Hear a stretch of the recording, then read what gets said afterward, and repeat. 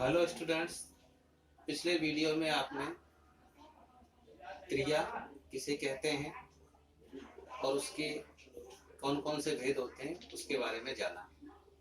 आज हम उन क्रिया भेदों के बारे में विस्तार से जानेंगे। तो पिछले वीडियो में हमने अकर्मक क्रिया और उसके भेदों के बारे में संक्षिप्त जानकारी प्राप्त की थी। आज हम विस्तार से अकर्मक क्रिया के भेदों के बारे में जानेंगे। तो जैसा कि आपको पिछले वीडियो में बताया जा चुका है, अकर्मक क्रिया किसे कहते हैं।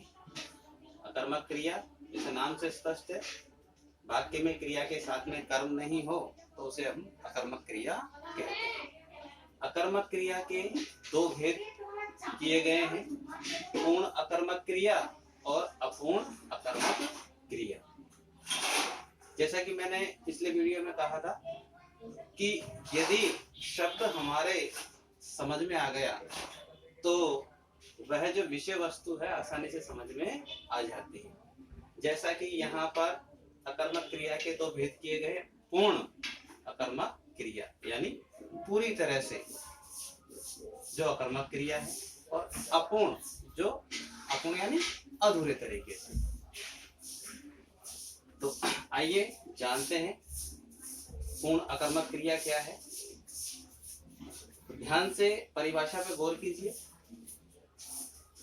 जो क्रिया कर्म से रहित है, जैसा कि अकर्मक क्रिया के भेद पढ़ रहे हैं तो निश्चित है कर्म से रहित ही, उसमें कर्म होगा ही नहीं।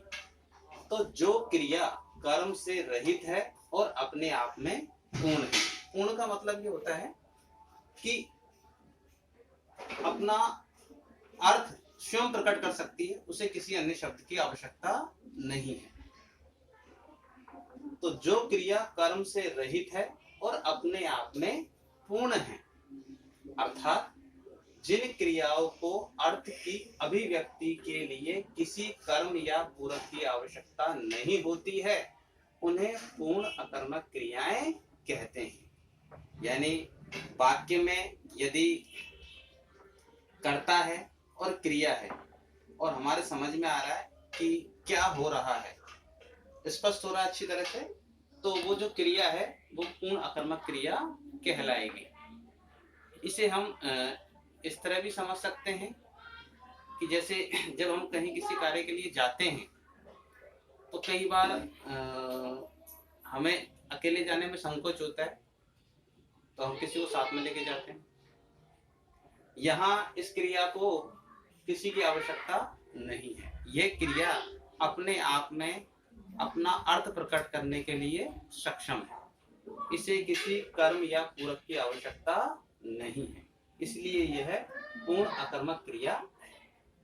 अब जरा उदाहरण देखिए, उदाहरण के माध्यम से आपके आसानी समझ में आ जाएगा।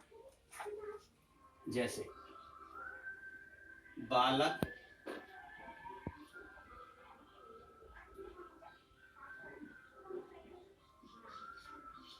कमरे में सो रहा है।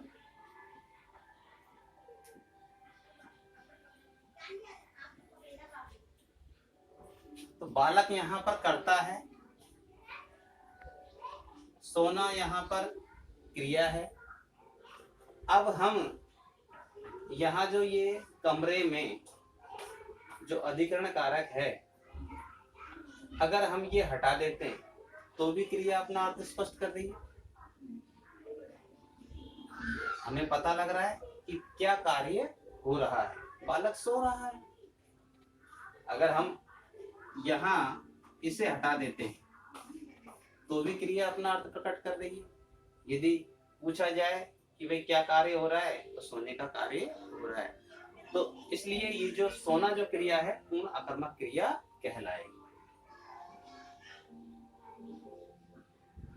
इस क्रिया को किसी अन्य पूरक शब्द की आवश्यकता नहीं है, क्योंकि इसमें कर्म है ही नहीं है। सामने लिखा हुआ कर्म से रहित है और अपने आप में पूर्ण है। और देखिए,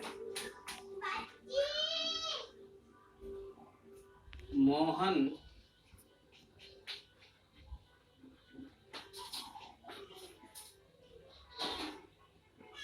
जोर जोर से हंस रहा।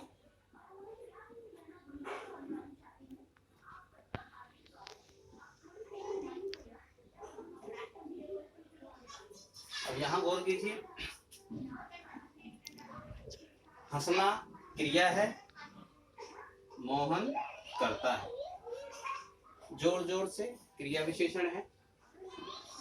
अब यदि हम जोर जोर से इस शब्द को हटा देते हैं तो भी क्रिया अपना अर्थ स्पष्ट कर रही है।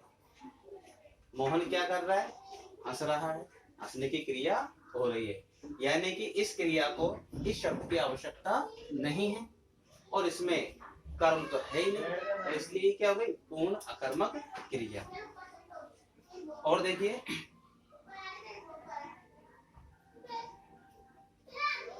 मछलियां पानी में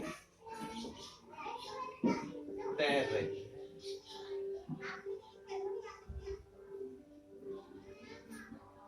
अब कई बार बच्चा जो है, जब उससे पूछा जाता है कि इस वाक्य में कौन सी क्रिया है, अकर्मक या सकर्मक, तो वो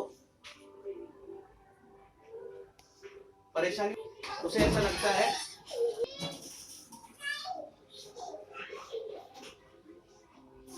इसमें कर्म है, लेकिन कर्म नहीं है। और कीजिए, मछलियां तैर रही, क्रिया क्या है?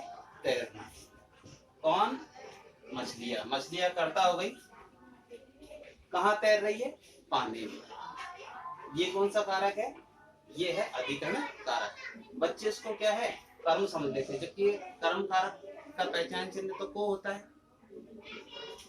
अगर हम इस शब्द को हटा देते हैं तो क्रिया अपना अर्थ स्पष्ट कर रही है, इसे किसी की आवश्यकता ही नहीं है। इसलिए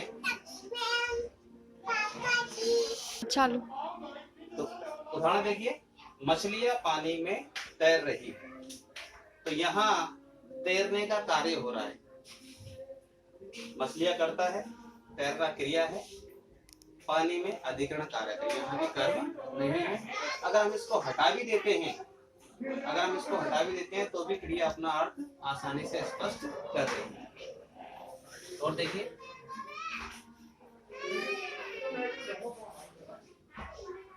तितली बाग में उड़ रही है।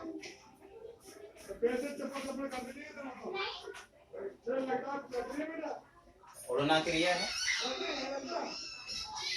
क्रिया करने वाला कर्ता तितली है, बाग में, ये अधिकरण कारक है। यहाँ भी अगर हम इसको हटा देते हैं तो भी जो है अर्थ स्पष्ट हो रहा है, तितली क्या कर रही है? उड़ने का कार्य कर रही है। यहाँ इन चारों उदाहरणों में ही कर्म नहीं है। अगर हम इन चारों शब्दों को हटा देते हैं तो भी क्रिया अपना अर्थ स्पष्ट कर रही है, हमें पता लग रहा है कि क्या कार्य हो रहा है। इसलिए ये सभी सोना, हंसना, तैरना, उड़ना पूर्ण अकर्मक क्रिया है। ध्यान रखें, किसी क्रिया का अकर्मक या सकर्मक होना वाक्य में प्रयोग पर निर्भर करता है। जो इस समय अकर्मक है वो सकर्मक भी हो सकती है। हम वाक्य में उस क्रिया को कैसे प्रयोग करते हैं, ध्यान रखिए इस बात। तो पुनः एक बार ध्यान दीजिए, जो क्रिया कर्म से रहित है, अर्थात कर्म नहीं है, क्योंकि अकर्मक क्रिया पढ़ रहे हैं तो कर्म होगा ही नहीं, और अपने आप में पूर्ण है। अपने आप में पूर्ण है का मतलब यह है कि वह अपना अर्थ बिना किसी पूरक के अभिव्यक्त कर सकती है। अर्थात जिन क्रियाओं को अर्थ की अभिव्यक्ति के लिए किसी कर्म या पूरक की आवश्यकता नहीं होती है, उन्हें पूर्ण अकर्मक क्रियाएं कहते हैं। उदाहरण, बालक कमरे में सो रहा है, सोने का कार्य हो रहा है, यहाँ ये पूरक है, अगर इसको हटा भी दें तो कोई फर्क नहीं पड़ता है, क्रिया अपना अर्थ स्पष्ट कर देगी। मोहन जोर जोर से हंस रहा है, यहाँ हंसने की क्रिया हो रही है, यदि हम जोर जोर से शब्द को हटा दें तो भी क्रिया पे कोई फर्क नहीं पड़ेगा, वह अपना अर्थ स्पष्ट कर देगी। इसी प्रकार से मछलियां पानी में तैर रही है, तितलियां बाग में उड़ रही है, यहाँ तैरने का, यहाँ उड़ने का कार्य हो रहा है।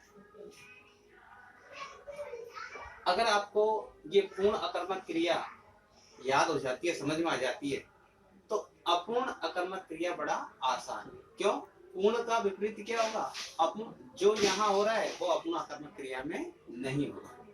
तो हम जो है अपूर्ण अकर्मक क्रिया के बारे में जानते हैं।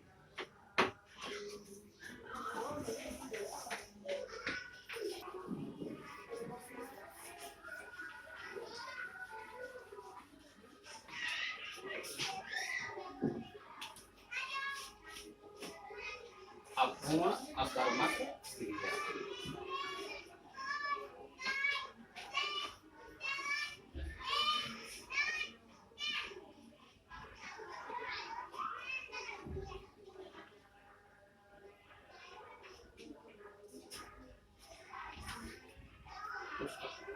अपूर्ण अकर्मक क्रिया, तो देखिए नाम से स्पष्ट है, अपूर्ण जो पूर्ण नहीं है। वे क्रियाएं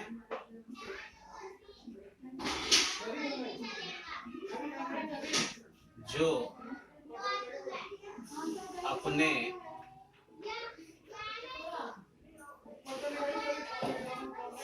अर्थ की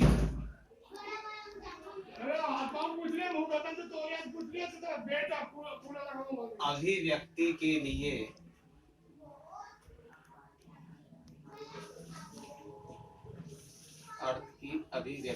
लिए किसी